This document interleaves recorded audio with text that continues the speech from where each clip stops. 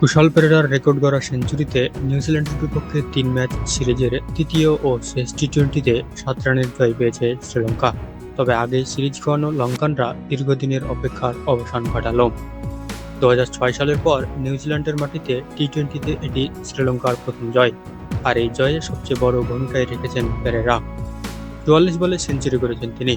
আন্তর্জাতিক টি-20-তে নিজের প্রথম সেঞ্চুরিটি তাকে এই সংস্করণে শ্রীলঙ্কার দ্রুততম সেঞ্চুরিয়ান বানিয়ে দিয়েছে। কুশল পেরেরা ভাঙলেন তিলকরত্নে দিলশানের রেকর্ড।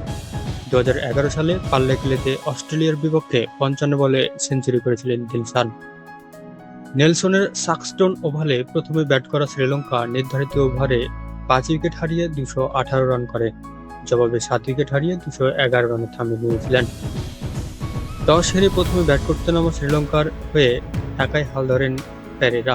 ৩ নম্বরে নেমে ১৯তম ওভারে আউট হওয়া এই বাঁহাতি ৪৩ বলে ১০১ রান করেন। তিনি ১৩টি ৪ ও ৪টি ছক্কা হাঁকান। এছাড়া অধিনায়ক চরিত আশালঙ্কা ২৪ বলে ৫টি ছক্কায় ৪৬ রান করেন। জবাবে ব্যাট করতে নেমে ৭.২ ওভারে ঝড়ো ৮১ রান তোলেন দুই ওপেনার টিম রবিনসন ও রাচিন রবীন্দ্র। রবিনসন ২১ বলে ৩৭ রান করেন, তবে রবীন্দ্র ৩৯ বলে ৬৯ করে দলের সংগ্রহ বাড়ান। তিনি ৫টি ৪ ও ৪টি ছক্কা হাঁকান। এছাড়া ১৭ বলে ৩৫ করেন ড্যারেল মিচেল। লঙ্কান বোলারদের মধ্যে ৩টি উইকেট পান আশালঙ্কা। ম্যাচ সেরা হন পেরেরা, আর ৩ ম্যাচে ৮ উইকেট নিয়ে সিরিজ সেরা জ্যাকব ডাফি।